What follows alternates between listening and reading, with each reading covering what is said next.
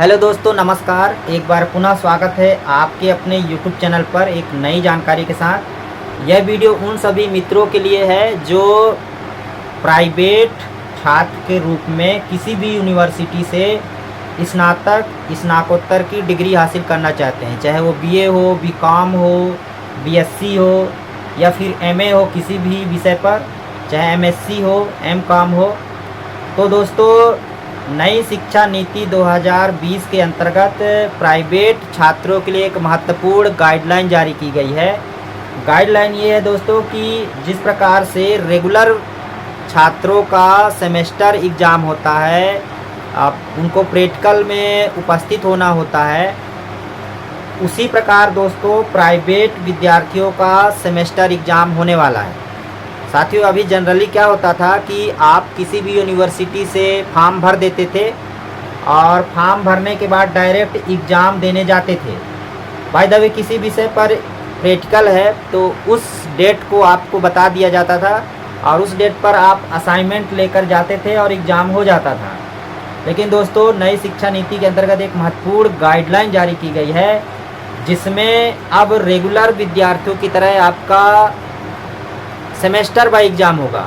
जानेंगे इस वीडियो पर पूरी जानकारी, क्या क्या हो सकता है आगे, किस प्रकार से आपका एग्ज़ाम होगा। और महत्वपूर्ण चीज़ ये है दोस्तों कि पंजीयन होना शुरू हो गया है। 20 अक्टूबर इसकी अंतिम तिथि है, तो सबसे पहले आपको पंजीयन करवा लेना होगा। अगर बात करें छत्तीसगढ़ की, तो छत्तीसगढ़ में 20 अक्टूबर इसकी अंतिम तिथि रखी गई है। तो जिस भी महाविद्यालय से या जिस भी यूनिवर्सिटी से आप डिग्री हासिल करना चाहते हैं, पंजीयन करवा लीजिए दोस्तों। अगर बात करें संत गहिरा गुरु यूनिवर्सिटी की, तो 15 अक्टूबर इसकी अंतिम तिथि रखी गई है। तो यह वीडियो ज़्यादा से ज़्यादा मित्रों को शेयर करें और ताकि वो समय पर पंजीयन अपना करवा सकें। आइए पूरी जानकारी इस वीडियो पर जानते हैं। तो साथियों, जैसा कि स्क्रीन पर आप देख पा रहे हैं, 30 नवंबर 2024 को छत्तीसगढ़ शासन उच्च शिक्षा विभाग मंत्रालय महानदी भवन नवा रायपुर अटल नगर के द्वारा ये गाइडलाइन जारी की गई है। 100 अध्यायी विद्यार्थी नीति 2024 राष्ट्रीय शिक्षा नीति के अंतर्गत जो भी विद्यार्थी प्राइवेट छात्र के रूप में अध्ययन करना चाहते हैं, डिग्री हासिल करना चाहते हैं किसी भी यूनिवर्सिटी से, तो यह गाइडलाइन को जानना अति आवश्यक है दोस्तों। तो जैसे मैंने पूर्व में बताया किस प्रकार से आपका सेमेस्टर एग्जाम होना है, और सेमेस्टर एग्जाम में बैठने के लिए सबसे पहले आपका पंजीयन होना अति आवश्यक है। जिस भी यूनिवर्सिटी में आप डिग्री हासिल करना चाहते हैं, जिस भी यूनिवर्सिटी से, तो ये पूरा कैलेंडर जारी कर दिया गया है। कब से कब आपका पंजीयन होगा, कब एग्जाम होगा, कब सूची प्रकाशित होगी, सारा कुछ इस कैलेंडर पर बताया गया है। ठीक है, आप चाहे तो सीजी हायर एजुकेशन के वेबसाइट पर जाकर के भी इसका PDF प्राप्त कर सकते हैं, या फिर हमारे टेलीग्राम लिंक से भी इसको प्राप्त कर सकते हैं। सबसे पहले बात करें दोस्तों, अगर आप छत्तीसगढ़ से हैं और छत्तीसगढ़ किसी भी यूनिवर्सिटी से डिग्री हासिल करना चाहते हैं, तो 20 अक्टूबर तक सबसे पहले आपको पंजीयन करना होगा विश्वविद्यालय के वेबसाइट पर जाकर के। ठीक है, इसके बाद पंजीयन कर लीजिए 20 अक्टूबर के पहले। इसके बाद दोस्तों, पंजीयन जैसे ही हो जाता है आपका, तो आपका नाम महाविद्यालय में आ जाएगा। संबंधित महाविद्यालय जिस भी यूनिवर्सिटी, जैसे सरगुजा यूनिवर्सिटी में है, तो सरगुजा यूनिवर्सिटी से संबंधित महाविद्यालय में जिस भी महाविद्यालय से आप फॉर्म भरना चाहते हैं, वहां पर आपका सूची आ जाएगा 21 अक्टूबर को। इसके बाद दोस्तों, संबंधित महाविद्यालय के द्वारा संकायवार विषयवार आपका व्हाट्सएप ग्रुप तैयार किया जाएगा, और प्रत्येक व्हाट्सएप ग्रुप का वहां के जो एडमिन होंगे, वहां के महाविद्यालय के जो प्रोफेसर होंगे, टीचर होंगे, ठीक है, जो सारा गाइडलाइन आपको करेंगे।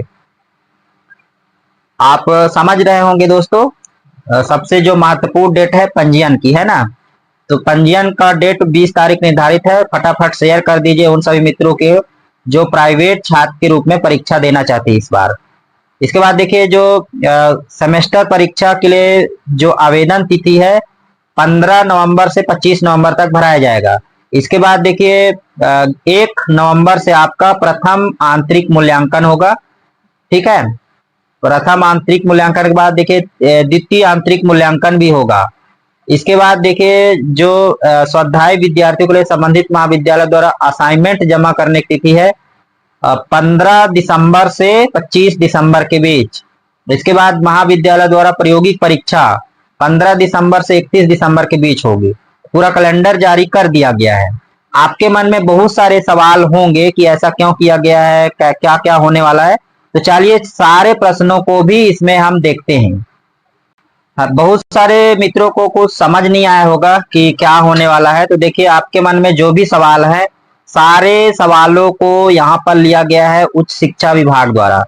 कौन कौन से प्रश्न अक्सर पूछे जा सकते हैं या कौन कौन से प्रश्न आपके मन में आ सकते हैं, सारे प्रश्न यहाँ पर क्लियर होने वाले हैं। तो जैसे देखिए पहला प्रश्न है, क्या प्रदेश में सत्र 2024-25 में राष्ट्रीय शिक्षा नीति 2020 किन पाठ्यक्रमों पर लागू किया गया है। यानी कि प्रदेश में जो इस वर्ष है राष्ट्रीय शिक्षा नीति किन किन पाठ्यक्रमों पर लागू किया गया है।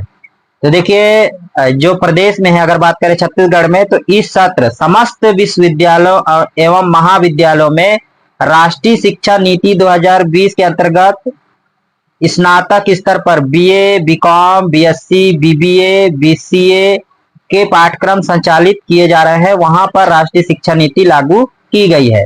यहाँ पर एमए, एमएससी, एमकॉम को नहीं लिया गया है दोस्तों, ठीक है।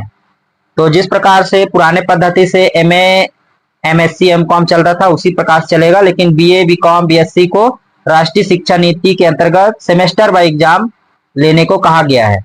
अब यहाँ पर सवाल उठता है सेमेस्टर से क्या तात्पर्य है, यानी सेमेस्टर क्या है। तो सेमेस्टर का तात्पर्य प्रति 6 माह की अध्ययन अध्यापन की अवधि है। किसी पाठ्यक्रम संदर्भित निर्धारित पाठचर्या का शैक्षणिक कार्य या टीचिंग लर्निंग कह सकते हैं, उसके मूल्यांकन कार्य संपादन हेतु 6 माह की अवधि का निर्धारण किया जाना सेमेस्टर कहलाता है। जहां एक सेमेस्टर में 15 सप्ताह 90 दिवस शैक्षणिक कार्य किया जाना सुनिश्चित होता है। आप समझ गए होंगे दोस्तों कि सेमेस्टर क्या है, यानी हर 6 माह में आपका एग्जाम होगा, यानी जो भी पढ़ाया गया है उसका एग्जाम होगा, उसका मूल्यांकन होगा, उसी को सेमेस्टर कहा गया है। अगला प्रश्न है क्रेडिट से क्या तात्पर्य है। यहाँ पर देखिए सैद्धांतिक सैद्धांतिक कोर्स हेतु एक लेक्चर पीरियड, कालखंड या घंटा का अध्यापन प्रति सप्ताह 15 सप्ताह के लिए किया गया टीचिंग लर्निंग एक क्रेडिट कहलाता है।